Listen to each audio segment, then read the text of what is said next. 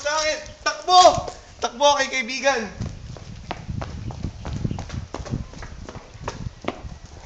Nandito nga pala tayo sa haunted house. Ang haunted house nito ay nabuo noong 18th centuries.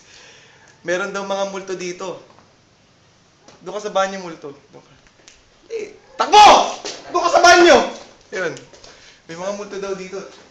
As you can see, survival instincts lang ang nagbuhay sa akin dito kaya ako nakarating. Tignan mo ang view. Ang ganda ng view. Kasing ganda ko. May mga multo daw dito kaya explore na natin. Go. Ano multo?